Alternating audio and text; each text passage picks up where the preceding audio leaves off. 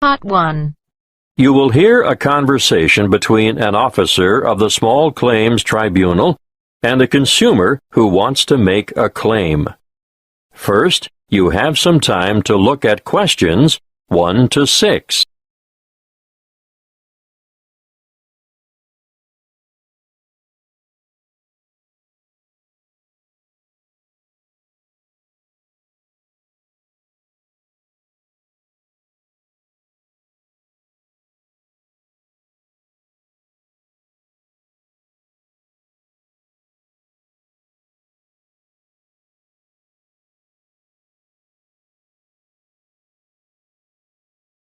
Good afternoon. How can I help you? Good afternoon. I'd like to lodge a claim. Certainly. Name? Emily Jane Appleby. Appleby. That's an unusual name. Sorry, what did you say your first name was again? Emily Jane. Now, Miss Appleton, could you please fill in this claim form? I've never done that before. Can you help me? Yes, of course. The first part is for the claimant's details. Where do you live? At 1 Uranga Street, Durham. How do you spell Durham? Durham. Of course, I should know that. But it's just one of those names that sounds quite different from the way you spell it. It is confusing. I've seen it spelt with 2 R's. And what's the postcode for Durham? 4105. Good. And do you work? No, not at the moment. Okay, so no work number. What about a home phone number? Yes, I can give you that. It's 7848-3762. 7848. 3762. Right. Now, this part here is for the respondent's details. Who's the respondent? The individual person, company, or business that you're claiming against. Is the claim against a landlord, tenant, trader, or driver? Well, it's a company that sells home appliances. So that's trader, then. Just a moment while I write that down. ABC Appliances, actually. Oh, now this part is really important. If the respondent is a company, you must have the company's full and correct name and registered address. I've looked it up on the internet, and it's ABC Appliances Limited. Good. If we don't get this part absolutely right, you won't have a legal claim. And their registered address? Yes, I've got that written down here. Just a minute. It's, 17 Brown Avenue. That's in Barden, isn't it? I think I know the place. My wife bought a vacuum cleaner there last month. Yes, Barden. Have you got the postcode for Barden? It's really similar to mine. Wait a moment. I'd better make sure I get it right. 4065. That's it. And what's the telephone number for ABC Appliances? Oh, 7232-4681. Good. Got that. Now, in the third part of this form, we get to the actual goods or services that are in dispute. I assume you made a purchase from them. Yes, that's right. On the 3rd of February, 2011. And did the goods have any sort of guarantee or warranty? Yes, but only for 6 months. So it was just a 6-month warranty. Yes, they offered me an extended warranty for 3 years. But I would have had to pay extra for that. Oh, I see. Before you hear the rest of the conversation, you have some time to look at questions 7 to 10.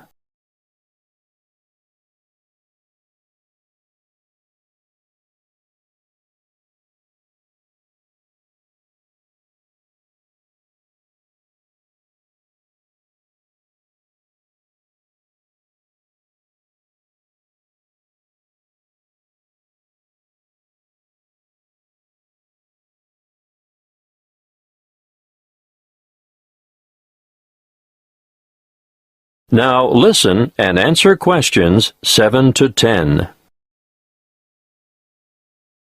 You'll need to give a full description of the goods involved, the nature of the defect or fault, and any other relevant particulars. So, tell me, what did you buy? I bought a washing machine. Yes, but what brand, model, and serial number? The brand name was Mallard, and it was the Whisper model. Serial number, just a moment. I've got the warranty papers in my bag. Yes, here it is. Serial number XY303. Great. Now I need to know how much you agreed to pay. It cost £1,000. Did you trade in your old machine? Yes, as a matter of fact, I did. Okay. Now, what were you given for the trade-in? £250. So, in actual fact, the purchase price you agreed on was £750. That's right. And they delivered the goods 2 days later, on the 5th of March, and picked up the trade-in at the same time. Now, think carefully about this next question. What did the respondents say about the quality of the goods, or the way they would perform? The salesman who served me at the appliance shop said, "The Mallard Whisper model has a much shorter cycle, so it uses less power. Oh," and he added, "and it will also use less water." Is that true? Well, partly. It does seem to use less water, but both the wash cycle and the rinse cycle go on for much longer than my old machine, so I don't see how it can use less electricity. But the sales assistant also said, "This model is whisper quiet." And is it? No, not at all. It's so noisy we can't hear the television in the next room.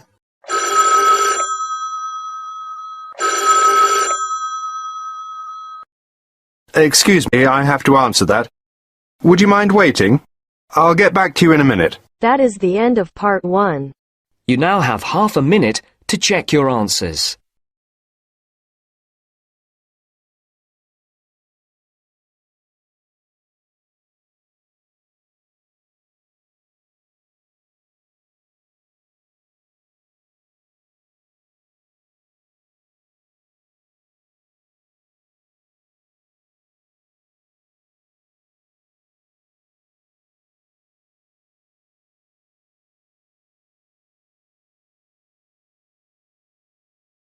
Now turns to part 2. Part 2. Listen carefully and answer questions 11 to 14.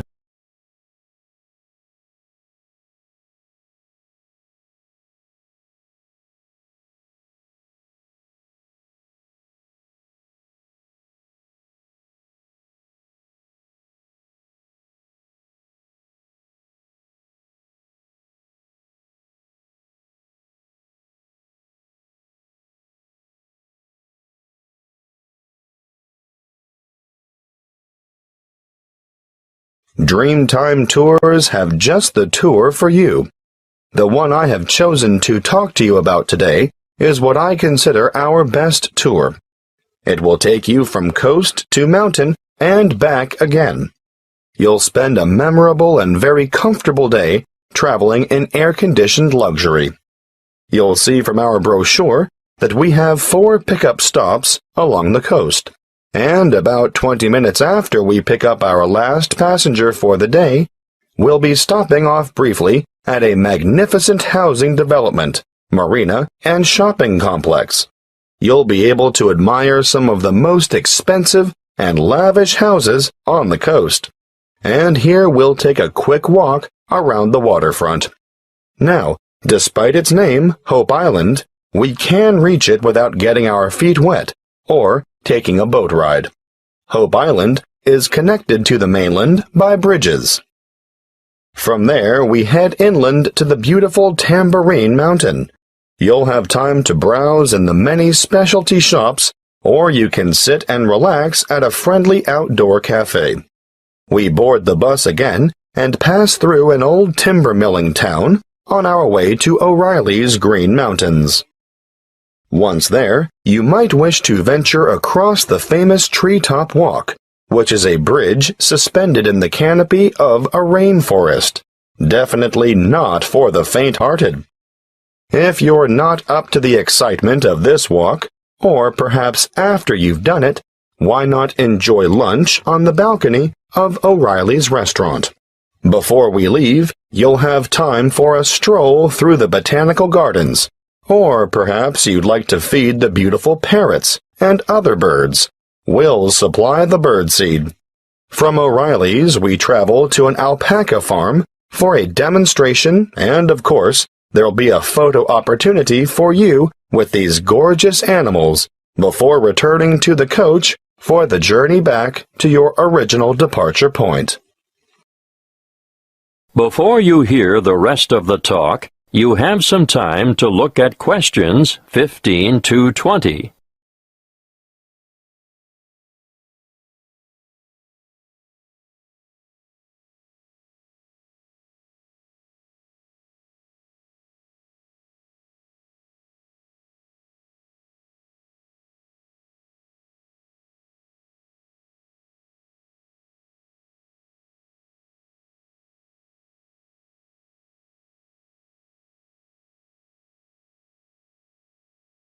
Now listen and answer questions 15 to 20. If I've persuaded any of you to sign up for this tour, take a look at our Dreamtime Tours brochure. You'll see that you can book over the telephone, or you can make reservations through the reception desk. We generally have a member of staff manning the desk from 7:30 a.m. to 9 p.m. every day of the week. Don't hesitate to ask reception staff any questions that you might have about this tour or any other tour, and be sure to make it known if you have any special needs. We'll do our best to make your trip rewarding and worthwhile. If this is the tour you want, be sure to specify Green Mountain Tour, and note that these excursions are full-day tours on 3 days of the week only, Sunday, Monday, and Friday, although we're hoping to have a Saturday tour available by next year. You'll see that fares are extremely reasonable, with each adult paying just $37. Now, that's not bad for a trip of around 280 kilometers, is it? If you want to bring the family, obviously, the Family Pass is great value at $94. That includes 2 adults and 2 children. But if you're an older adult, over 65, in other words, a senior citizen, your fare is discounted too. You'll pay a bit less than the full adult rate. Please note the departure times. We adhere to these strictly. The coach will leave the southernmost point of Coolangatta at 10 to 8 sharp, travel through Burleigh, and on to Surfer's Paradise, which is our most popular pickup point, departing from there at 8:30 in the morning. At 8:45, we make our last pickup at Labrador. May I remind you to dress appropriately for the day? Ladies, no high heels, please. Comfortable walking shoes are what is required, and I always recommend that everyone takes a light jacket because the mountain air can be quite cool compared to the heat and humidity of the coastal regions. Oh, something else I should remind you of. The prices quoted in the brochure are just for coach travel, although we can arrange for a minibus to collect you from your accommodation and bring you to the departure point free of charge. If you want to avail yourself of this service, be sure to let the booking clerk know. You will need to bring along extra cash or a credit card to cover expenses such as optional side trips, food and drink, and, of course, entrance fees to the various attractions. Well, that's all I have time to tell you. If you have further inquiries, please use the phone number on the brochure. That is the end of part 2. You now have half a minute to check your answers.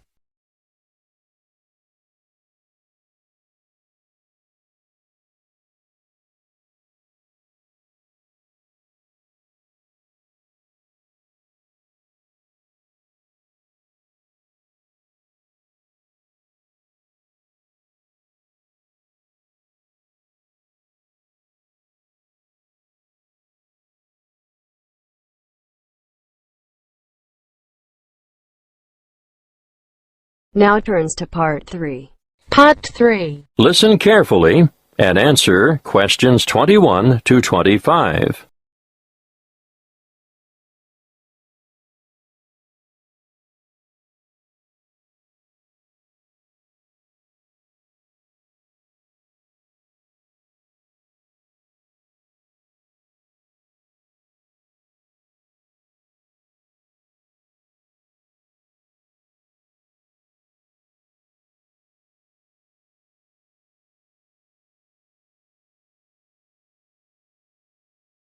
Come in and sit down, Lester. Sharon, I can see you're keen to know more. To start with, I'd just like to say that we value volunteers highly and recognize their importance and assistance in the provision of quality education. Thank you. We're looking forward to helping out. But what exactly can we do? Volunteers can undertake a range of tasks. In general, they enrich the English language program and complement the contributions of salaried staff members. Yes, but what would we do specifically? Oh, a variety of tasks. For instance, you can tutor individual students in reading. I thought that might be the case. But you can also help students edit their written responses. Great. Is that also a one-on-one activity? Oh, yes, definitely. But volunteers are also called on to assist in designated classes. And what exactly would we do there? Well, it depends on the class, of course, but usually you take on the role of an assistant. A teacher's assistant. Yes, that's it. Sounds like fun and good preparation for our own careers. Then, an enormous area of assistance is developing students' organizational skills. Yes, I can imagine that's why some of them are struggling in the first place. There's also the special needs unit. They always need volunteers there.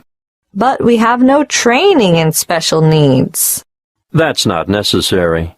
These students just really appreciate having any extra attention. Sometimes help with the simplest things, like holding a pen correctly. Well, that's something all able-bodied students should learn. I've noticed some of the strangest pen grips amongst my peers, and I'm sure they must end up with sore hand or shoulder muscles at the end of the day. Yes, I'm sure you're right. The other task I'd like you two to help out with is encouraging and improving the students' work ethic. Oh, I can't imagine that'll be easy. No, but it is important, and I can give you some training in that field. That'll be good. I should also point out that you'll be working alongside quality teachers at times who are not only caring role models, but excellent motivators. Well, we should learn a lot from them. Yes, the teachers you'll be assigned to are innovative and very responsive to the different needs of individual students. If that's true, they must be adept at a variety of teaching styles. Quite right. You know, part of my mission is to forge close partnerships between experienced teachers and trainees like yourselves. As far as I can see, everyone has something to gain from the exchange of information and skills, not just the students you're helping. Before you hear the rest of the conversation, you have some time to look at questions 26 to 30.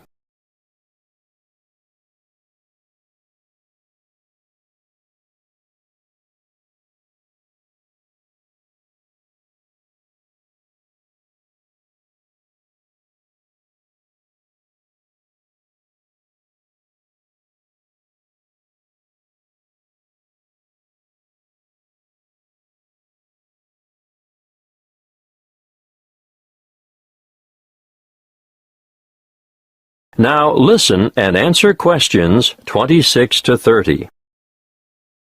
There are a number of interesting developments going on at the moment, and I've chosen you two because of your varied academic backgrounds.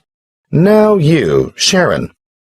I majored in business studies before I came to Teachers Training College. Yes, exactly. Well, I've always been more interested in science. marine biology in particular. Yes, I think it's quite exciting. The school you're going to assist at is augmenting the number of vocational learning experiences offered within its subjects. Educational philosophy these days seems to recognize the importance of increasing practical components in the curriculum. Areas of development being pursued include building and construction, agriculture, business education, and hospitality. But the Marine Studies course is already well developed. Oh, now I see where we fit in. You'll find that the school has an excellent library and audio-visual collection. There are 3 computer laboratories and a special needs network with 6 stations. Ah, they are well equipped. Wait till you see their independent learning center. What's so special about their ILC? They have the most sophisticated self-learning software I've ever seen in this region of the country. Really? Uh-huh. And there's a wide number of extracurricular activities, an extensive sporting program. Oh, sport? Not my thing at all.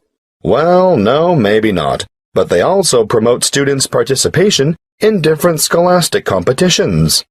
I'm impressed. I think we're going to enjoy this.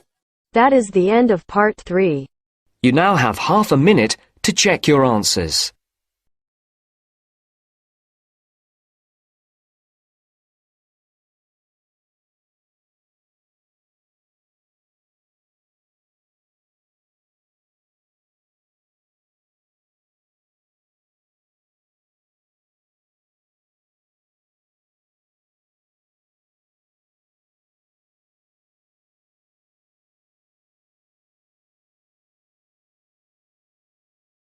Now turns to part 4. Part 4. Listen carefully and answer questions 31 to 40.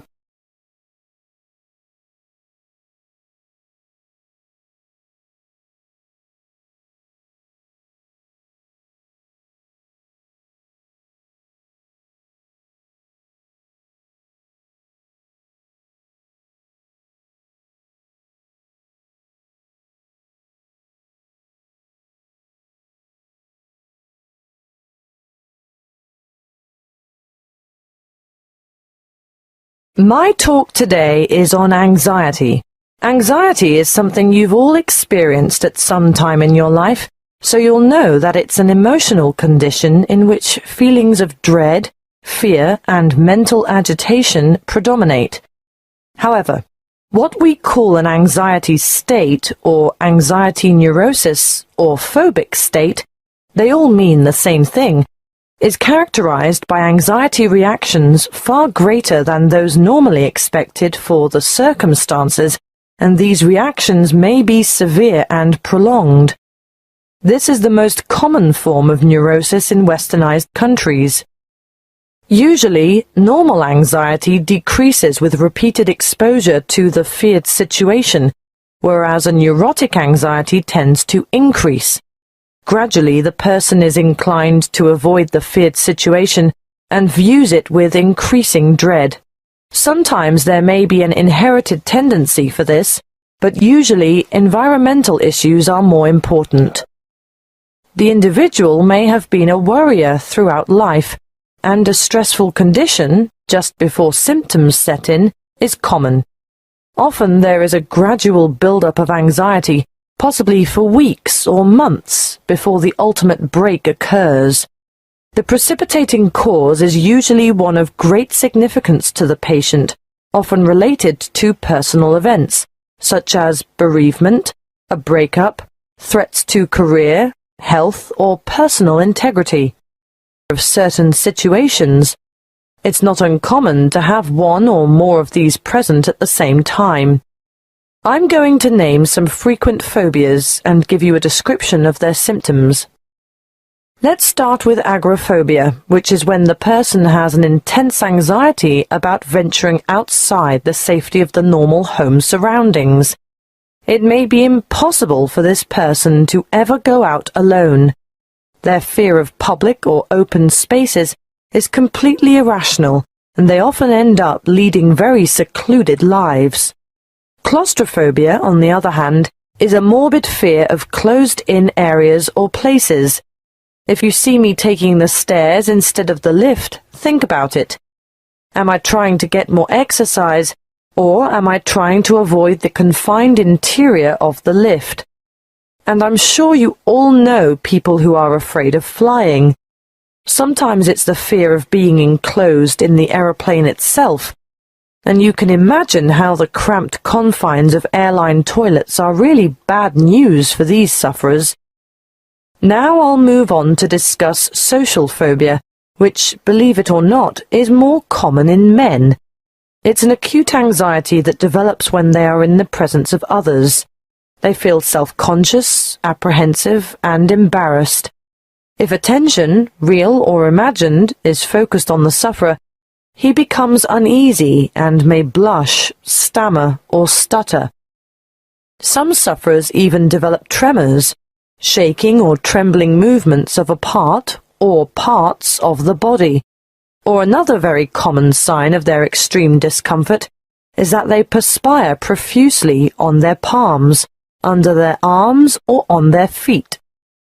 That brings me to the last one that I want to mention today, and that is single phobia. And no, it's not a fear of lifelong bachelorhood. This one is actually precipitated by an acute aversion to dogs, cats, spiders. You may have heard of the term arachnophobia. Well, it applies specifically to spiders, but any single thing can basically cause a strong aversion. Snakes, frogs, mice, or rats, for instance. I can assure you the list is unlimited. You name it, and someone is sure to have a phobia about it. Some people are terrified of the dark, for example, and I'm not talking about young children here. You'd be surprised how many adults are afflicted in this way. Well, I see our time is up. Next week I'll go into some of the treatments and therapies for phobias that have been used over the ages, and some of the relatively new drugs that have recently come on the scene. That is the end of part 4. You now have half a minute to check your answers.